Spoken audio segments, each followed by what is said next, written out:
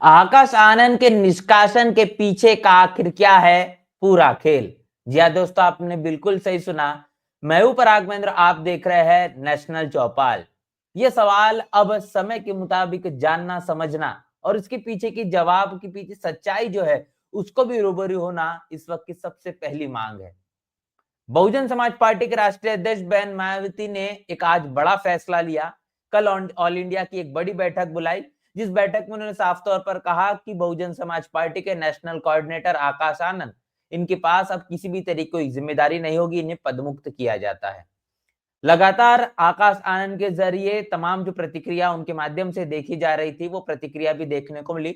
आकाश आनंद ने national coordinator अपने Twitter handle x के बायो से हटाकर कार्यकर्ता लिख दिया। उसके बाद इस पूरे के पूरे मामले को 24 घंटे नहीं बीते तो अगले दिन बहन मायावती ने मतलब आज फिर एक बार अपने ट्विटर हैंडल से एक ऐसी खबर दे डाली जो अब बहुजन समाज पार्टी के माध्यम से जो निकल कर आई और उसके बाद अब राजनीतिक गलियारों में जो हलचल मचा चुकी है। आकाश आनंद को अब बहुजन समाज पार्टी से बहन मायावती ने बाहर का रास्ता दिखा दिया है। सवाल यह है कि आखिर इसके पीछे की वजह क्या है? आखिर वो कौन-कौन से कारण रहे जो पदमुक्त करने के साथ-साथ अब निष्कासन भी करना पड़ा और जिसको लेकर अब लगातार प्रतिक्रियाओं का सिलसिला जारी है। पूरे के पूरे इस मामले को लेकर हम चर्चा बातचीत करना आगे में शुरू रखेंगे। पहले दर्शकों से गुजारिश है कि आप हमें अगर फेसबुक पर देख रहे हैं, हमें फॉलो ज़रूर करें। आप हम अगर यूट्यूब पर देख रहे हैं, चैनल को सब्सक्राइब कर दीजिए और ज़्यादा से ज़्यादा संख्या में आज की हमारी इस अहम चर्चा को अपने तमाम दोस्तों, रिश्तेदारों में शेयर करें, जिसके कारण बहुजन समाज की हर एक खबर को आप तक पहुंचाने के लिए हम आपके योगदान से आसानी हमें हो सके। तो चलिए आज की चर्चा को हम शुरू करते हैं और आज की चर्चा में हमारे साथ पैनलिस्ट के तौर पर मौजूद है इंजीनियर अनिल कुमार जी, राजनीतिक विश्लेषक, बहुजन विचारक के तौर पर, और हमारे चैनल नेशनल चौपाल के को फाउंडर इंजीनियर स्नेहा जी।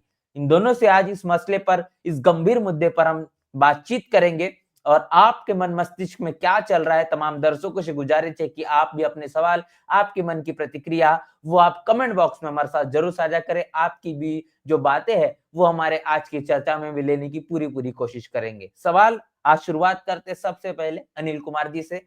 सर, कैसे देख रहे हैं ये निष्कासन? कल हमने इसी बात पर चर्चा की कि आकाशन इनका जो है वो पदमुक्त उनको कर दिया गया है, लेकिन अभी भी वो पार्टी में बने हुए हैं।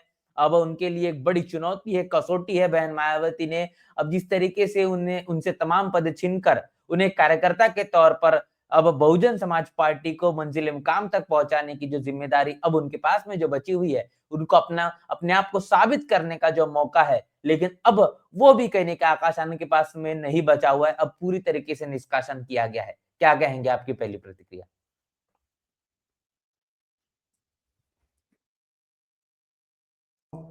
अभिनंदन, जय भीम। और आज एक हम ऐसे दिन बात चर्चा कर रहे हैं जो जी। एक ऐतिहासिक निर्णय का दिन है। कभी कभी कठोर निर्णयों को भी समाज जब उसकी विवेचना करता है, विश्लेषण करता है, और जब ऐसे निर्णय कभी कभी कठोर होते हैं जिनका बहुत बाद में इतिहास में जिसका मूल्यांकन किया जाता है, ऐसा एक निर्णय बहन जी ने आज फिर लिया है। कल और जी। आज 2 दिन में लगातार ये निर्णय लिए हैं। कल निर्णय लिया था, जो पूरी बीएसपी की ऑल इंडिया की बैठक हुई थी, उसमें निर्णय लिया था पदमुक्त करने का निर्णय। जी।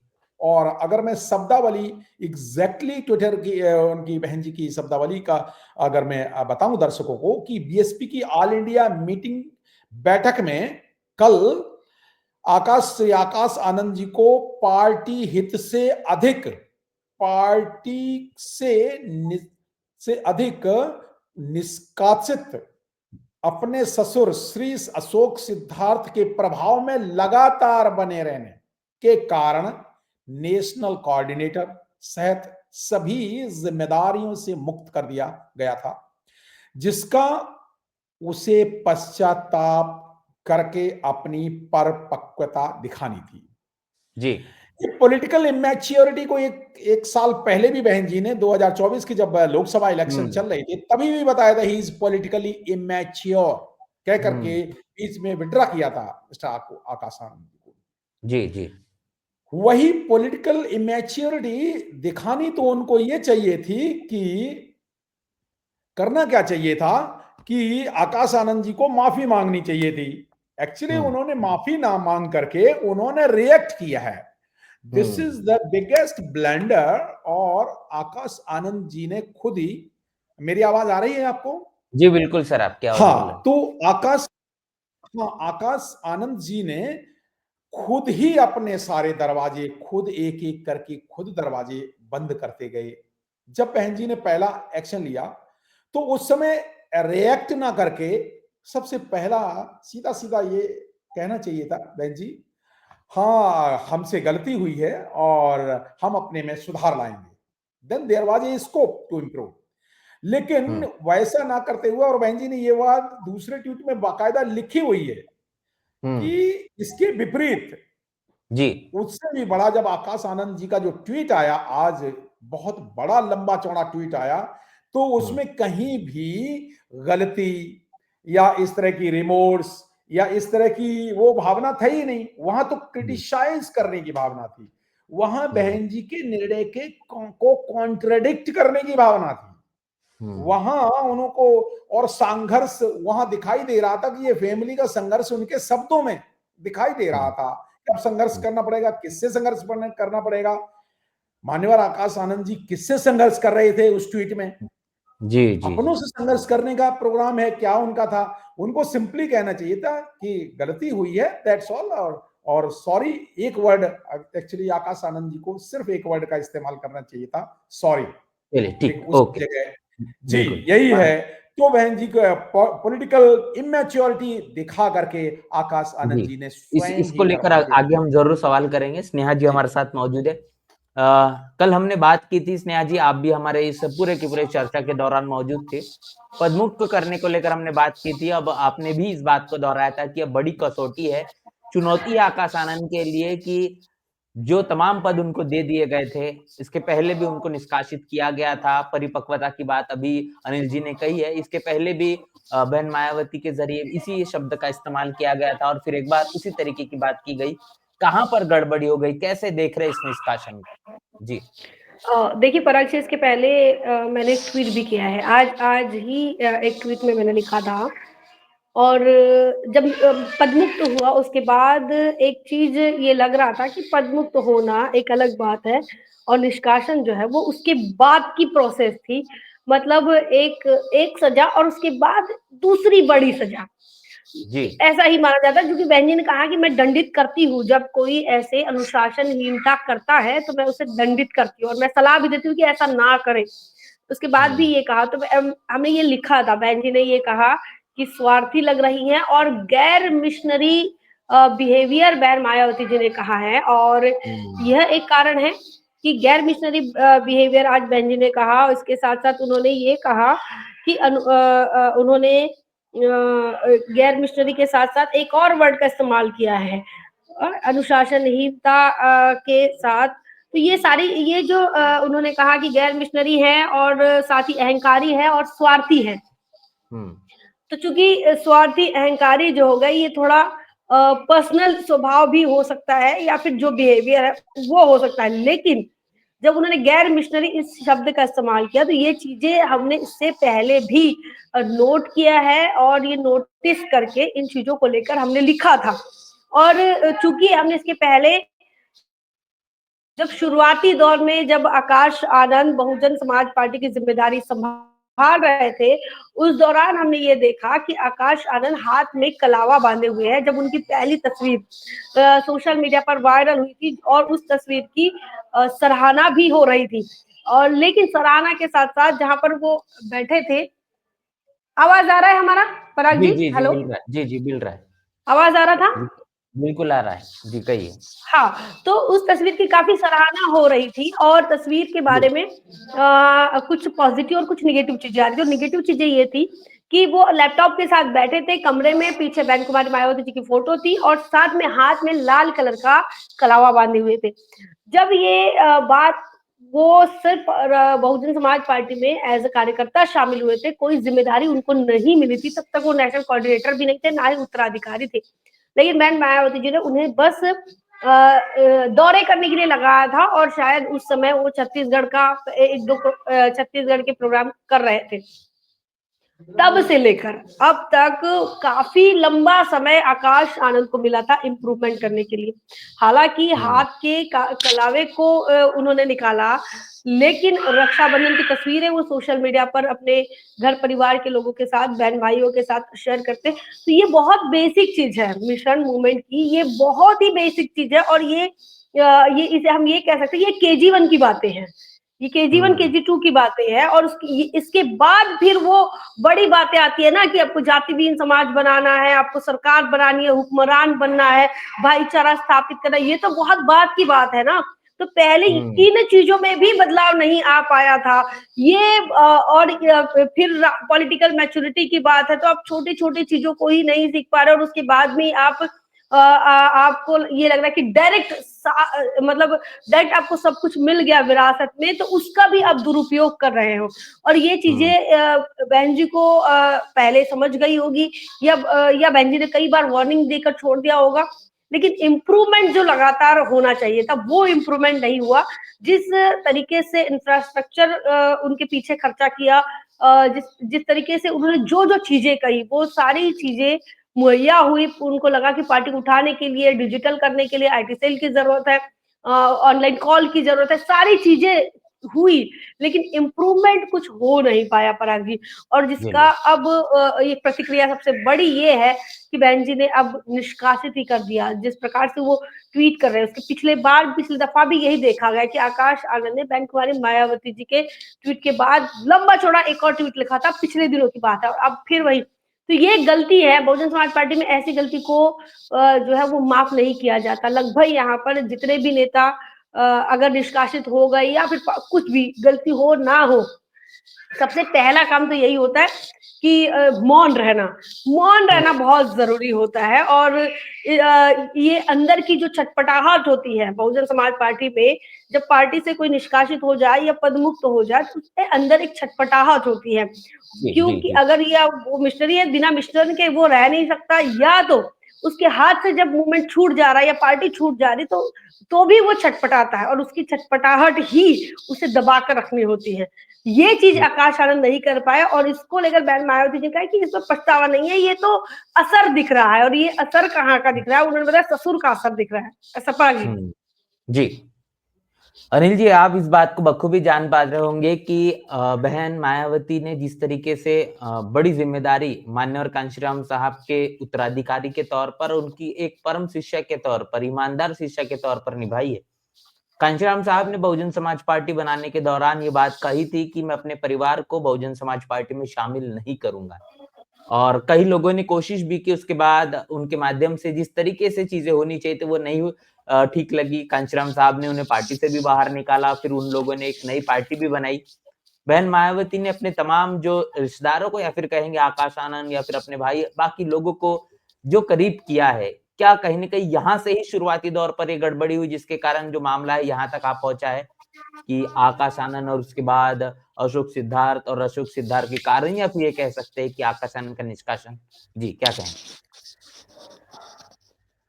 कुछ चीजें पराग जी, रणनीतियां कभी ऑनलाइन डिस्कस नहीं की जा सकती, कि रणनीतियां तो सिर्फ कही जाती हैं और बताई जाती हैं, और खासकर बहुजन आंदोलन की रणनीतियां तो वो बहुत सारी बातें मैं नहीं कह सकता हूं। हालांकि जानता हूं मैं और अवेयर हूं, लेकिन वो नहीं कह सकता। लेकिन फिर भी एक जो नेतृत्व क्षमता की गुण होते हैं, उसमें जो लीडरशिप है, जो सबसे पहला गुण है, मैंने पिछले बार भी आपके चैनल पर कहा था कि आंदोलन में पहला गुण है पार्टी की विचारधारा, फिर दूसरा आता है कार्यकर्ता, तीसरा आता है नीति रणनीति, चौथा जो आता है अनुशासन, और पांचवा छठवां ये प्रोग्राम एंड प्लानिंग, और छठवें पे आता है नेतृत्व। जो नेतृत्व, और वो नेतृत्व, उसकी कला, उसमें जो क्षमताएं होनी चाहिए, विलिंगनेस टू लर्न, जैसे सीखने की क्षमता, नहीं सीख रहे हैं, कितना लंबा टाइम दिया बहन। कब हुआ था सहारनपुर कांड, और आज हो गया 5-7 साल का टाइम दिया। अगर 7 साल में कोई परफॉर्म नहीं कर पाए तो फिर क्या करें बहन जी? और फिर परफॉर्म तो कर ही नहीं पा रहे हैं, उसके साथ साथ आप पार्टी के अंदर जो लोग ऐसे हैं जो गलत तत्व हैं और जो जो ग्राफ नीचे जा रहा है, उनके साथ होकर के खुद ही जब आपको अधिकार दिए जाते हैं, उन अधिकारों का सदुपयोग करने की बजाय, आप अपना नेतृत्व दिखाने की बजाय आप उनके द्वारा मिसगाइड हो जा रहे हैं। ऐसे कुछ लोग थे, कुछ प्रभारी हैं, मैं नाम नहीं लेना चाहता हूं, नहीं अच्छा नहीं लगेगा, लेकिन सच यही है कि जो नेतृत्व, निर्णय क्षमता, नेतृत्व की एक जरूरी होती है कि सही वक्त पे सही निर्णय लेना, नेतृत्व की एक कला होती है। ग्रिट, एक होती ग्रिट, इसमें जिसमें कि हाँ निर्णय ले लिया तो ले लिया, और फिर संघर्ष, जमीन पे संघर्ष, ठीक है, एक आजकल जो ट्विटर और उस पे संघर्ष अलग बात है, एक जमीन पे लोगों के साथ मिलकर के उन, ये बताइए कि अगर क्या हम आपसे एक मुद्दा भी अगर मैं आज अभी डिस्कस कर लूं बाई द वे, क्योंकि ये इंपॉर्टेंट पॉइंट है कि अगर यूथ का मुद्दा, अगर कोई भी, अगर यूथ, अगर मैं इस तरह के कह दें कि लैंड रिफॉर्म का कोई भी पार्टी ये मुद्दा कभी डिस्कस ही नहीं करती, कि लैंड रिफॉर्म पे कोई चर्चा नहीं, कांग्रेस नहीं करती, बीजेपी नहीं करती, कोई पार्टी चर्चा नहीं, भारत की एक भी पार्टी लैंड रिफॉर्म पे चर्चा ही नहीं करती। कॉमन एजुकेशन मीडियम सिस्टम, इस पे कोई चर्चा ही नहीं करती। उत्तर भारत के बच्चों को हिंदी में 1 से 12वें तक पढ़ाया जाता है और उसके बाद डायरेक्ट उनको एमबीए और बीबीए और आईआईटी में अंग्रेजी सेशन में डाल दिया जाता है। कहां वो हिंदी मीडियम में पढ़ते हैं और डायरेक्ट अंग्रेजी, और उनको कह दिया जाता है आप परफॉर्म नहीं कर पा रहे हैं। और एक तरफ हिंदी स्कूलों में पढ़ने वाले बच्चे, ये एक मुद्दा है, शिक्षा का मुद्दा ये होना चाहिए कि हमारे SC ST 100 करोड़ बच्चे जो स्कूलों में, भारतीय स्कूलों में पढ़ते हैं, वो हिंदी मीडियम में पढ़ते हैं, यूपी बिहार से लेकर के उत्तर भारतीय राज्यों में पढ़ते हैं, वो डायरेक्ट इंग्लिश मीडियम में, जैसे वो ग्रेजुएशन करते हैं उनका BSc में इंग्लिश मीडियम हो जाता है, या IIT में इंग्लिश मीडियम हो जाता है, या IIT या MBBS में इंग्लिश मीडियम, और उधर उनको कहा जाता है परफॉर्म नहीं कर पा रहे। परफॉर्म दरअसल वहां पे मामला उनका योग्यता का नहीं है, वो सिर्फ भाषा परिवर्तित हो जाती है। और वहां जो इंग्लिश मीडियम के बच्चे होते हैं, जो शहरों के बच्चे होते हैं, जो अंग्रेजी मीडियम में पढ़े होते हैं, वो परफॉर्म करने लगते हैं। तो ये कौन मुद्दा उठाएगा? शिक्षा का मुद्दा कौन जनता को सिखाएगा? जी जी, जब बिल्कुल इस तरह के मुद्दे अनिल जी, हैं, बिल्कुल अभी हमारे पास में समय काफी कम है। मैं आपके इस सवाल को लेकर अलग से हम जरूर चर्चा करेंगे, क्योंकि काफी अहम जानकारी आपके माध्यम से हमें मिल रही है। सवाल मैं स्नेहा जी से लूंगा, फिर आपके पास में मैं आता हूँ। अशोक सिद्धार्थ बहुजन समाज पार्टी के राज्यसभा सांसद रहे, बहन मायावती के करीबी नेता माने जाते हैं। इसी के साथ साथ बड़ा कद बहुजन समाज पार्टी में उनका देखा जा रहा था, लेकिन निष्कासन होने के बाद लगातार बहन मायावती के प्रेस नोट से जो बातें निकल कर आई कि आकाश आनंद अपनी पत्नी से प्रभावित हो रहे हैं, तो क्या आकाश आनंद का जो निष्कासन है वो अशोक सिद्धार्थ के निष्कासन से कहीं न कहीं जुड़ा हुआ देख रहे हैं आप? इसके पीछे के कोई सच्चाई है ऐसा? क्या ऐसा हो रहा है?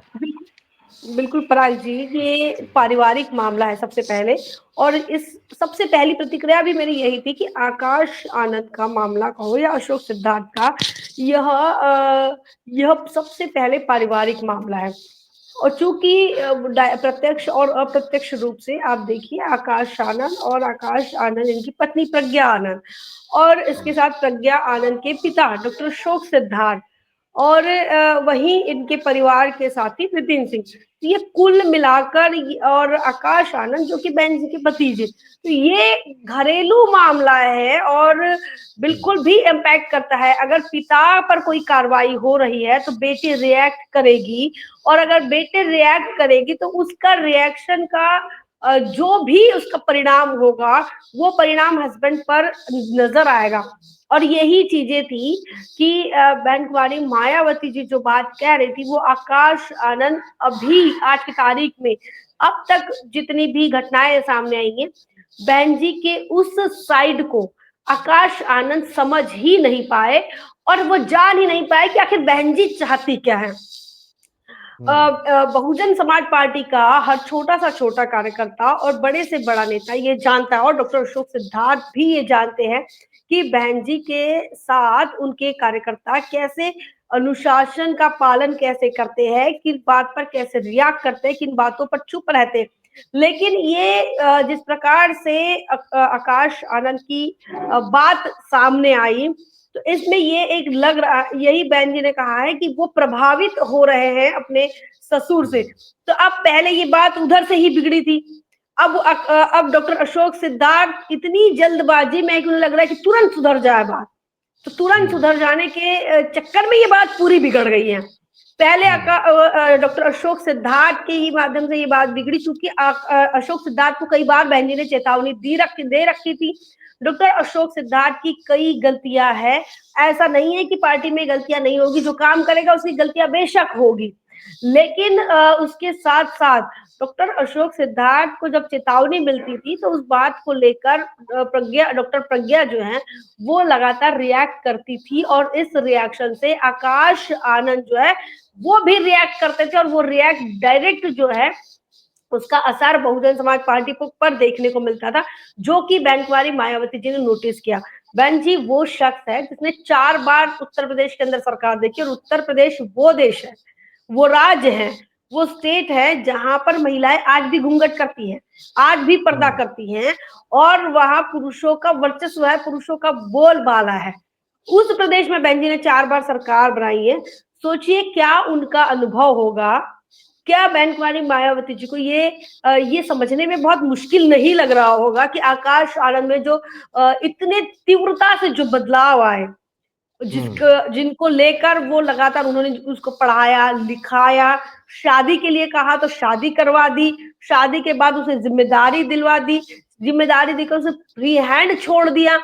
लेकिन फ्री हैंड छोड़ने के बाद भी आपने नोटिस कीजिए, अगर आप पीछे जाते हैं कहीं पर भी आपको उनके चैनल पर आपको जो वीडियोस मिलेंगे उसमें आप देखिए फ्री हैंड बहन जी ने छोड़ा, लेकिन डॉक्टर अशोक सिद्धार्थ ने उन्हें फ्री हैंड नहीं छोड़ा था। ये आप देखिए वो लगातार उनके पीछे पड़े रहे। तो डॉक्टर अशोक सिद्धार्थ को बहन जी ने कुछ और जिम्मेदारी दी, लेकिन वो अपने राजस्थान से आप याद कीजिए, राजस्थान में आकाश आनंद की वो सभाएं चल रही थी, वो लोगों से मिल रहे थे, गांव गांव घूम रहे थे, और इसी बीच जैसे ही डॉक्टर अशोक सिद्धार्थ की एंट्री होती है, बना बनाया सारा का सारा जो सिस्टम होता है वो कोलैप्स हो जाता है, और वो सभा फेल भी होती है। हमने देखा कि वो आखिरी की अंतिम के वो 2-3 सभा थी, और उसमें बहन जी ने आकाश जयपुर की सभा, और आकाश आनंद के कहने पर कि भाई वहां पर पप्पा जी को लगा दो, है ना, क्योंकि वहां वो राम जी गौतम देख रहे, पापा जी को लगा दो, पापा जी को लगा दिया, और नेक्स्ट डे उन्होंने जो चेंज किया वहां पर, तो वो इवेंट ही सारा कोलैप्स हो गया, सभा ही कैंसिल वो जो हुई उससे बहन जी खुश नहीं थी। लेकिन वो चुनाव के दौरान उस समय बहन जी ने उस पर कोई रिएक्शन नहीं दिया। तो ये छोटी छोटी चीजों को बहन जी ने समझ गई थी, चूंकि वह एक कुशल प्रशासक है, इस शख्स को जानती है, पहचानती है, और बहन जी के नेतृत्व पर, बहन जी के डिसीजन पर पूरे देश के अंदर जो भी कोई बसपा से संबंधित शख्स होगा वो कभी शक नहीं करता है। लेकिन आज जो ट्वीट उन्होंने किया, उस ट्वीट से एक घमंड की बू आ रही थी कि मतलब मैं इस परिवार से हूं, मैं समर्पण के परिवार से।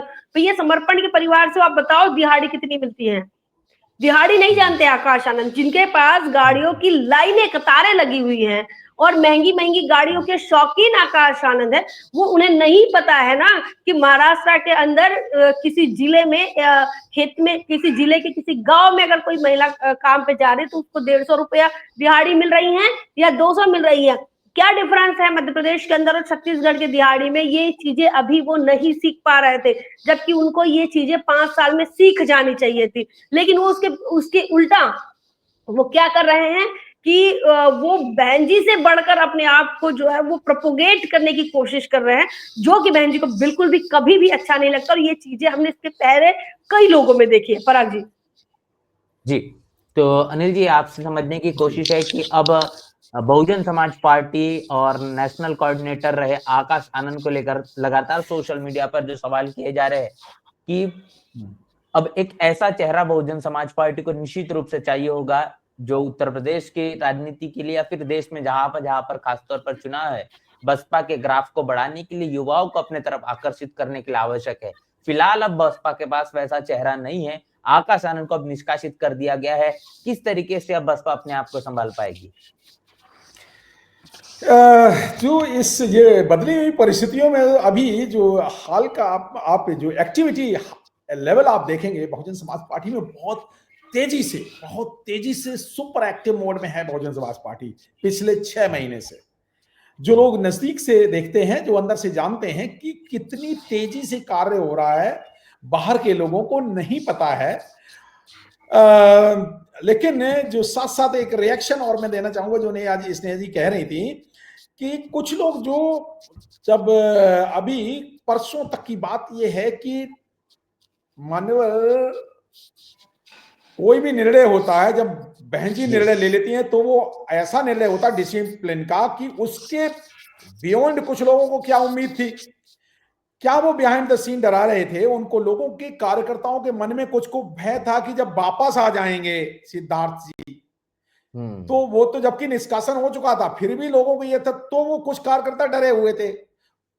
मैं महाराष्ट्र के कुछ कार्यकर्ताओं अलग अलग जगह से मेरे पास स्टेट से फोन आते हैं कि केरल से, कहीं महाराष्ट्र से, इधर राजस्थान से, राजस्थान में जो एपिसोड हुआ था, पंजाब में एपिसोड हुआ, ये बहुत सारे कार्यकर्ता जो पहले कुंठित होकर के बैठ गए थे, जो ये एंटी बीएसपी गतिविधियों से, अब वो बहुत सारे कार्यकर्ता खुश हैं एक की बहन जी के इस निर्णय से, दोबारा से वो खुश हो गए और वो जो घरों में बैठ गए थे वो कहते हैं अब हम काम करेंगे, क्योंकि अब निर्णय वो दिख गया, जो सारी चीजें बहन जी तो बिल्कुल स्पष्ट कर दिया कि बहन जी की कभी मंशा नहीं रही थी कि घर वाला मामला, तो बहन जी एक क्लियर कट मैसेज, पहली बात तो बहन जी ने क्लियर कट एक संदेश देने का बहन जी का तरीका है, बिल्कुल क्लियर कट मैसेज, लेकिन फिर भी नहीं जा पा रहा था मैसेज, तो फिर आकाश आनंद जी ने जब रिएक्ट किया, जब पॉलिटिकली इमेच्योरिटी से रिएक्ट किया, तो उनको बाहर करके संदेश दे दिया। दूसरा, कुछ लोग इसी में राम जी गौतम जी को विलेम कर करके शो करने की कोशिश कर रहे थे, लेकिन जबकि ये डिसीजन बहन मायावती जी का था, ये डिसीजन बीएसपी में लीडरशिप, एक नेता, एक विचारधारा और एक ही नेतृत्व है, वो है बहन कुमारी मायावती जी, और बहन जी ने ये प्रूव कर दिया कि पैरेलल लीडरशिप की जो ये जो षड्यंत्र चल रहे हैं ये सब नहीं चल सकते, उन्होंने साफ साफ कहा, क्लियर कह दिया कि अब अभी मेरे जीते जी कोई इस तरह का उत्तराधिकारी भी नहीं होगा, ये बिल्कुल क्लियर कह दिया।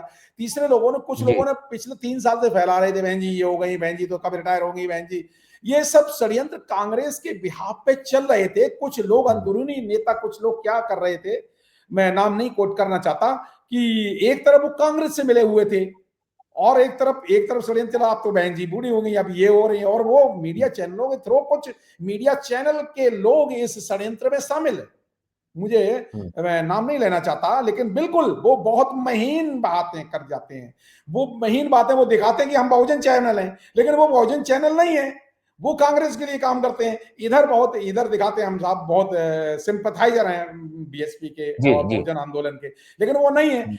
तो बहन जी ने क्लियर कट मैसेज दे दिया है मीडिया को कि लोग there is only one leader, one decision maker, और वो बहन जी आज भी है। एक बात और कि बहन जी अब जो 86-87 के जो वो उस एक्शन मोड में आ गई हैं, ये और ये 2 साल हैं, 2027 में बहन जी कुछ कर दिखाएंगे, और उससे पहले जो बिहार में अभी अगले 3 महीने में जो होना है, तो इसमें दिखाने का एक मौका है, और इस मौके को बहन जी गंवाना नहीं चाहती, और ये कार्यकर्ताओं को संदेश देकर के पिछले ट्वीट में बहन जी ने कहा था कि ये हम कार्यकर्ताओं के साथ, कार्यकर्ताओं के, बहुजन एक्टिविस्ट कार्यकर्ताओं के वेलफेयर मूवमेंट को आगे बढ़ाएंगे, ये बात कही थी। अब वो मौका आ गया है, बहन जी ने साफ कार्यकर्ताओं को, जो ईमानदारी से जो बहुजन मूवमेंट में लगे हुए, उनको जो घरों में बैठ गए हैं, कुछ उदास और निराश में बैठ गए हैं, उनको वो आज बहुत खुश हैं। बहुत सारे एक तरफ से कुछ संदेश इस तरह नेगेटिव संदेश भी मेरे पास आ रहे हैं कि जी, एक कार्यकर्ता फतेहाबाद आगरा से, मैं एग्जाम्पल भी दे देता हूं, उन्होंने कहा नहीं साहब आप बताइए आकाश आनंद जी की मीटिंग लेनी हो तो मैं क्या करूं। मैं कहा भाई मेरे से क्यों पूछ रहे हैं, मैं तो किसी कोई पदाधिकारी नहीं हूं, मैं भाई आप जाइए, क्या आपको बीएसपी का आपको सिस्टम पता नहीं है क्या, क्या वहां पे जिलाध्यक्ष वो नहीं है, आप मुझसे क्यों पूछ रहे हैं। एक्चुअली ये सब काउंटर रिएक्शंस भी आ रहे हैं, तो ये बहुजन के लोगों को इस समय बहुत सतर्क होने की जरूरत है कि देखिए किस तरह से रिएक्ट कर रहे हैं। बाहरी दुश्मन, बाहरी पार्टियां दुश्मन, सामाजिक संगठन दुश्मन, कांग्रेस के चमचों दुश्मन, बीजेपी आरएसएस दुश्मन, तो वैचारिक दुश्मन और भीतरघात करने वाले दुश्मन। तो बहन जी ने एक पिछले हफ्ते के निर्णयों से सारे के सारे दुश्मनों को परास्त कर दिया है और क्लियर जी कर दिया कि this is one line of leadership. जी स्नेहा जी, आपसे समझने की कोशिश इस बात को लेकर होगी। सवाल दो है, लेकिन पहले मैं उस सवाल को पूछूंगा जो सबसे ज्यादा तमाम दर्शकों से पूछा जा रहा है कि तकरीबन पिछले 6 से 6.5 सालों से बहुजन समाज पार्टी के उपाध्यक्ष रहे जयप्रकाश सिंह, इनको निष्कासित किया गया है। अमूमन तौर पर 6 वर्ष का कार्यकाल होता है किसी भी पार्टी से बाहर निकालना, और उसके बाद 6 वर्ष के बाद उन्हें वापस ले लिया जाता है। लेकिन अभी भी जयप्रकाश सिंह के जरिए लगातार बहुजन समाज पार्टी और बहन मायावती को अपना नेता मानने का सिलसिला जारी है। क्या उम्मीद की जा सकती है कि अब उनकी कहने की वापसी हो सकती है? आपका अनुमान क्या कहता है? जी जी जी जी और किसी पर भी कोई भी प्रकार का रिएक्शन देना मुझे लगता है बहुत जल्दबाजी होगी, क्योंकि हमने बाबा साहब अम्बेडकर के बाद, बाबा साहब अम्बेडकर 1956 में चले जाते हैं और 1957 में ही आरपीआई बन जाती है, जबकि बाबा साहब अम्बेडकर के रहते हुए schedule caste federation already party होती है। बाबा साहब अम्बेडकर इसका कंसेप्ट बनाकर जाते हैं कि भाई आने वाले समय में मैं आरपीआई बनाऊंगा, ऐसी आरपीआई होगी, इसके ये सिद्धांत होंगे, आरपीआई इस आइडियोलॉजी पर काम करेगी और आरपीआई के मकसद होगा कि इस देश में हुक्मरान बनना है। ठीक है, तो जब ये तो साहब बना के जाते हैं, बाबा साहब बना कर जाते हैं। बाबा साहब का देहांत 6 दिसंबर को हो जाता है 1956 में, और 1957 के अक्टूबर में आरपीआई बन जाती है। और बनने के बाद वो इलेक्शन भी नहीं लड़ते, इलेक्शन शेड्यूल कास्ट फेडरेशन से लड़ते हैं और उसके बाद आरपीआई के टुकड़े टुकड़े हो जाते हैं। ये एक उदाहरण। दूसरा उदाहरण ये है कि मान्यवर कांशीराम साहब बामसेब बनाते हैं। जब बामसेब बनाते हैं तो कर्मचारियों को इकट्ठा करते हैं, इकट्ठा करके उन्हें टाइम, टैलेंट, ट्रेजर देने की बात कहते हैं, उन्हें बताते हैं, उनके अंदर एक सोशल डिजायर पैदा करते हैं, परिवर्तन की डिजायर पैदा करते हैं और उनके टैलेंट को, उनके ट्रेजर को और उनके टाइम को मर्ज करते हैं, असेंबल करते हैं और उसको एक उसकी मजबूती से वो सरकार पावर में आने की बात करते हैं। देखिए, तो यहाँ पर एक प्रोडक्ट तैयार करते हैं, पावर प्रोडक्ट तैयार करते हैं, कैसे लोगों के जो एम्प्लॉयज लोगों के। लेकिन उसके बाद भी क्या होता है कि ये जो एम्प्लॉय होता है वो उसे ये लगने लगता है कि भाई हमारे एनर्जी से कांशीराम साहब जो है वो इतना बड़ा कर रहा है, तो क्यों ना हम ही अपनी एनर्जी अलग लगा लें। ऐसा हुआ, बामसेब से कई लोग टूट के गए, बीडी बोरकर अलग गए, उसके बाद बामसेब से टूटकर वामन मेश्राम अलग गए, खापर्डे अलग गए, भाई खापर्डे तो उनके साथ के लोग थे। उसके बाद और भी कई विजय मानकर अलग गए और इन्होंने अलग अलग संगठन बनाए। उसके बाद भी जब उन्होंने अपने अपने संगठन बनाए, लेकिन उनसे वो पावर प्रोडक्ट तैयार नहीं हो रहा था जो कांशीराम साहब के नेतृत्व में हो रहा था। जो वो प्रोडक्ट क्रिएट कर रहे थे वो पावर के रूप में वो तैयार नहीं हो पा रहा था। वो सिर्फ और सिर्फ क्या कर रहे थे, एक कमरे के अंदर बैठकर थिंक टैंक के तौर पर काम कर पा रहे थे, लेकिन उन्हें ये नहीं समझ आ रहा था कि भाई इस ट्रेजर का कहाँ यूज करना है, कहाँ इस्तेमाल करना है। वो घूम फिर के साहब के पास आए कि साहब हम बामसेब नहीं चला सकते, ये बता रहे हैं हमारे कर्मचारी, कह रहे तो क्या चलाओगे? तो वो कोई कह रहा है मैं एम्बस चलाऊंगा, कोई कह रहा है मैं रजिस्टर्ड चलाऊंगा, कोई कह रहा है मैं फलाना चलाऊंगा। तो ऐसे करके संगठन टूटे। कांशीराम साहब ने कहा कि तुमको तोड़ना है तोड़ दो, करना क्या है? तो साहब ने कहा कि भैया तुमको पावर अगर लाना है तो तुम्हारा जो प्रोडक्ट मैं तैयार कर रहा हूँ वही तुम्हारी एनर्जी अगर लगेगी तो ही पावर मिलेगा। और कांशीराम साहब ने सारे लोगों का उनसे उन्होंने एनर्जी ले ली, उनसे उन्होंने ट्रेजर ले लिया, उनसे उन्होंने टाइम ले लिया, टैलेंट ले लिया। हालांकि संगठन उन्होंने अलग अलग बनाए। जब तक कांशीराम साहब को लगा कि इनके ये लोग और ज्यादा नालायक नहीं हो सकते, अभी थोड़े नालायक है, जब तक वो थोड़े नालायक थे तब तक साहब ने उनको अपने साथ रखा।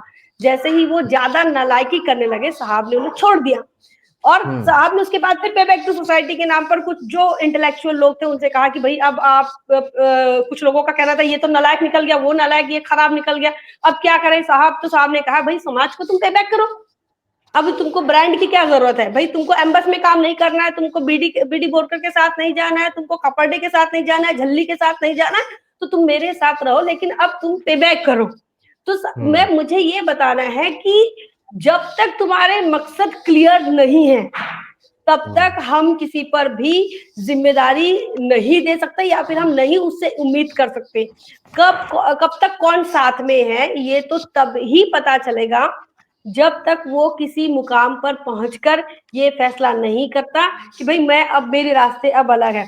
तो ये अब तक अगर आप जयप्रकाश सिंह को लेकर ये बात सोचते हैं तो अभी तक यही है कि आप अभी वो इसी लाइन पे चल रहे हैं। तो ये तो जल्दबाजी होगी कि क्या वो इस लाइन को छोड़ने वाले हैं, या इस लाइन को पकड़ते पकड़ते ही बहन जी ने कभी उन्हें कह लिया कि भाई अभी आ जाओ काम करो। तो ये सारा जो सिनेरियो है सिर्फ इमेजिनेशन है, लेकिन सच्चाई मैंने बताई है कि ऐसा हुआ है इतिहास के अंदर। बाबा साहब के समय में भी हुआ, कांचीराम साहब के समय भी हुआ, और अभी भी डॉक्टर अशोक सिद्धार्थ के मैटर में भी इस चीजों को नकारा नहीं जा सकता।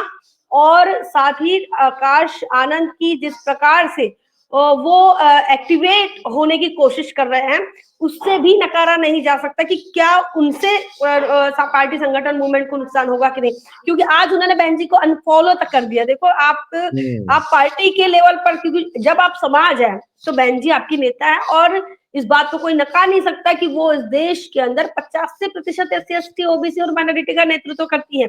भले ही लोग उन्हें नेता ना माने, लेकिन बहन जी तो उन्हीं की बात करती है।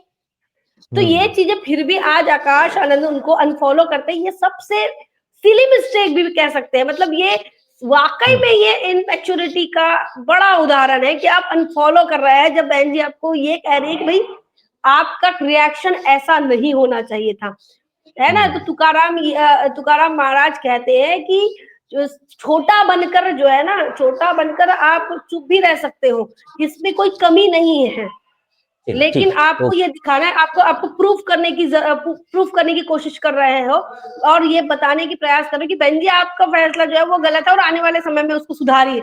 ये इस प्रकार का आज का ट्वीट है आकाशान का, जिसका रिएक्शन आज बहन कुमारी मायावती जी ने दिया। जी पराग जी।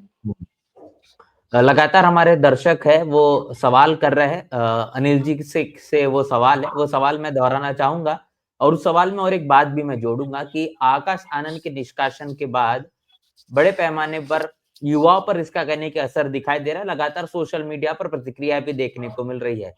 तो बहुजन समाज पार्टी मतलब आकाश आनंद, और आकाश आनंद का निष्कासन बहुजन समाज पार्टी का खत्म होना कितना ज्यादा सही और गलत है? जी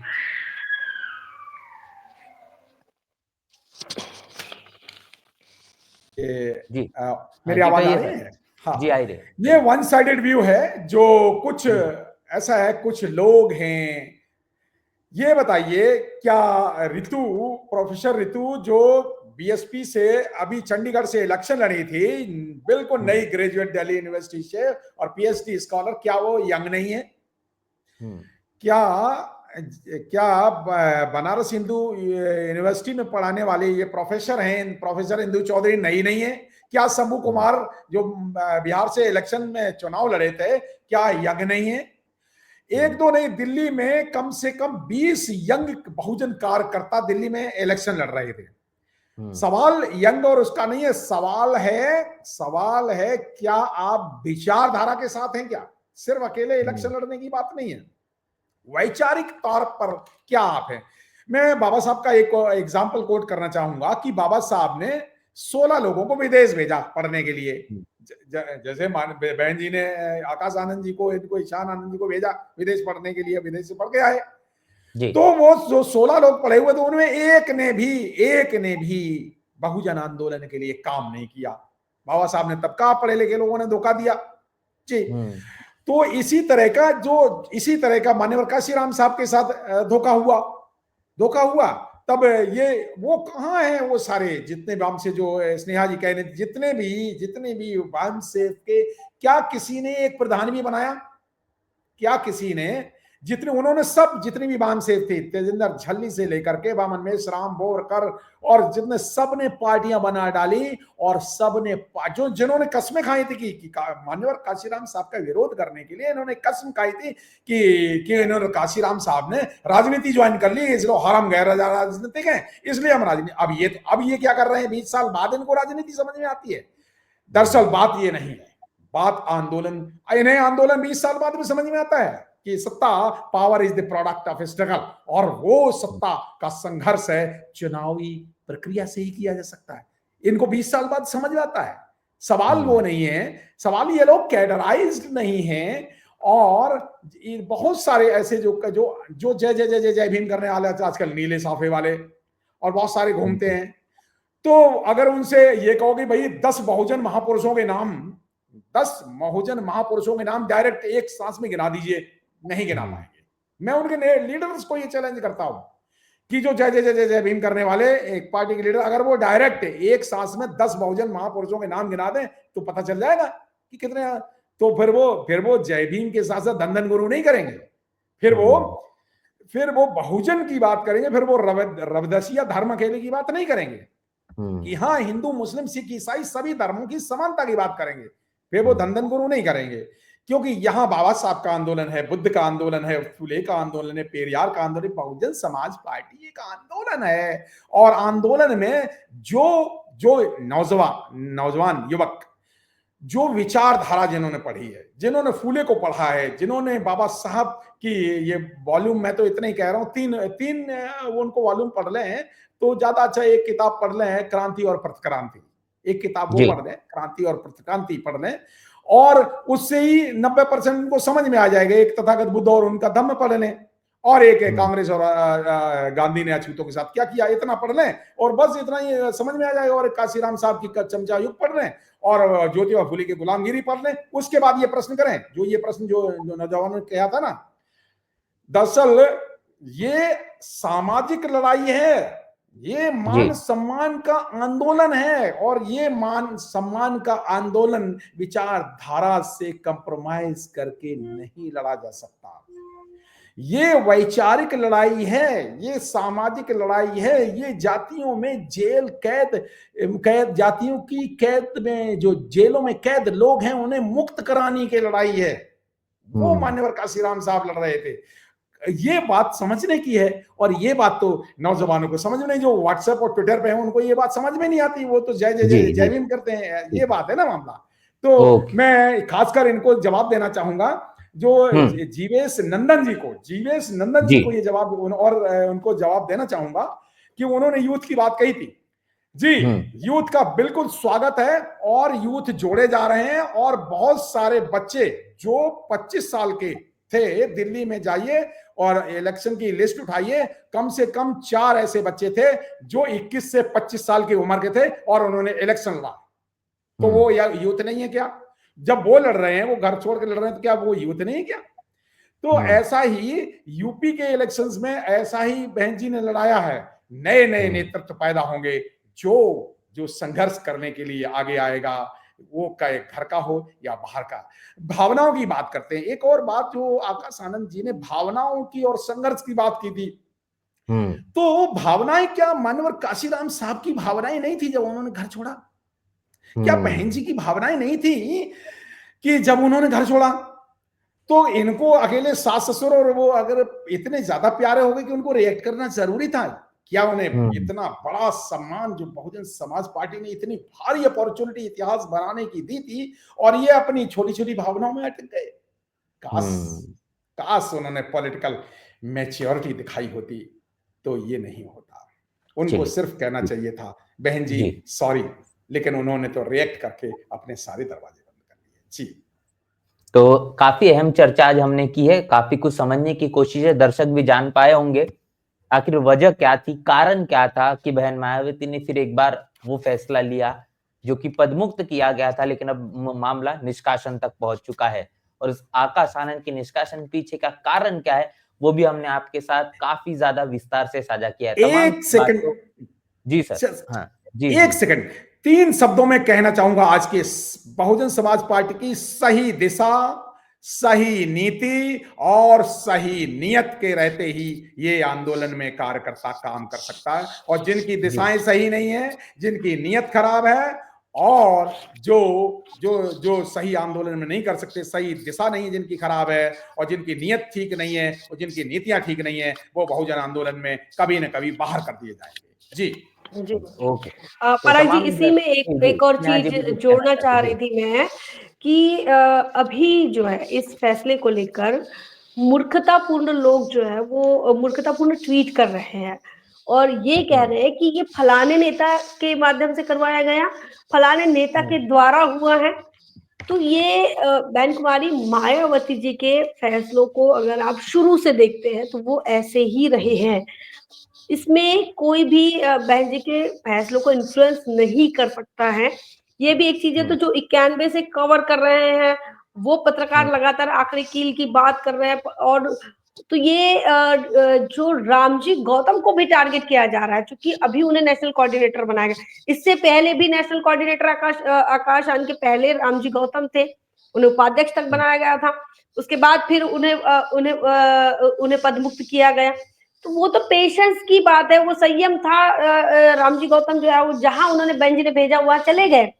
आज जो फैसला आया उसको लेकर ये 91 वाले पत्रकारों का कहना है कि भाई ये रामजी गौतम ने करवाया। तो यहाँ जो डिसीजन मेकिंग में हमारे सभी लोगों को, खासकर जो व्यूअर्स है, उनको भी ये बताना चाह रहे हैं कि भाई यहाँ डिसीजन मेकिंग आप बसपा को अगर ये 91 से भी कर रहा है तो उनका एनालिसिस में थोड़ा उनको सुधार की जरूरत है कि 91 से ही नहीं, बहन जी को जब से बाबा कांशीराम साहब ने उत्तर प्रदेश की कमान दी थी और आप कांशीराम साहब पूरे दुनिया देश में घूम रहे थे, बहन जी उत्तर प्रदेश संभाल रही थी, तब से बहन जी के डिसीजन जो है वो खुद ही ले रही थी। और साहब जो है वो साहब इस पर वैसे रिएक्ट नहीं करते थे। वो उन्होंने उनको उस उत्तर प्रदेश का पूरा कमान दे रखा था। तो तब भी बहन जी को कोई इन्फ्लुएंस नहीं कर पा रहा था जब कांशीराम साहब जिंदा थे।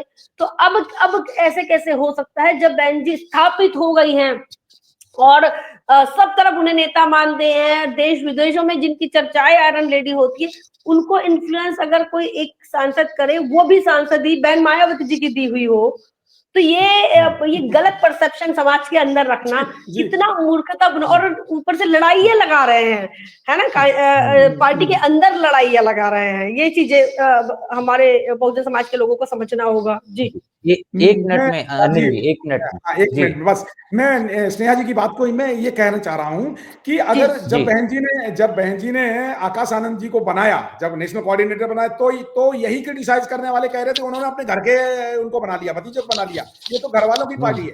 ये कौन लोग हैं जो बहन जी को, चाहे वो आकाश आनंद जब कोऑर्डिनेटर बनाए तब ये कहते हैं उन्होंने घर के भतीजे को बना लिया, ये वही क्रिटिसाइज करने वाले लोग। ये जब उनको बीच में रोक दिया तो कहते हैं इन्होंने देखो रोक क्यों दिया। जब ये वही लोग हैं, जब आज हटा दिया तो कहेंगे हटा क्यों दिया।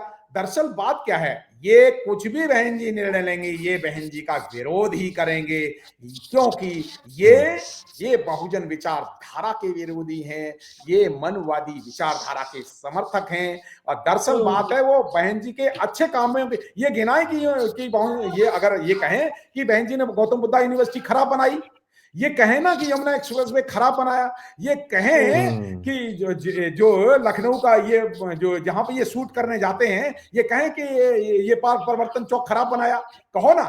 कहने के जबान नहीं है इनको बहन जी के अच्छे कार्य दिखाई नहीं देते। ये कहते कि उन्हीं के लॉ एंड ऑर्डर इतना मजबूत था बहन जी के, ये डरने वाले लोग हैं, ये सच कहने वाले लोग ही नहीं है, ये झूठी पत्रकारिता के खरीदे हुए लोग हैं। ये इसीलिए ये मनी मीडिया माफिया की बात कहते थे माननीय कांशीराम साहब जी। जी, तमाम दर्शकों का आज की चर्चा में अपनी प्रतिक्रिया साझा करने के लिए बहुत बहुत शुक्रिया। आप दोनों पैनलिस्ट का आज की चर्चा में हमारे साथ जुड़ने के लिए, और जिन सवालों को के जवाब दिए गए हैं उन जवाबों के लिए भी आपका बहुत बहुत धन्यवाद। तमाम चर्चा और बातचीत को लेकर आपकी राय प्रतिक्रिया लिखकर कमेंट बॉक्स में हमें जरूर साझा करें। मिलते इसी प्रकार की नई चर्चा में, नए वीडियो में, तब तक के लिए जय भीम, जय भारत। जय भीम, जय।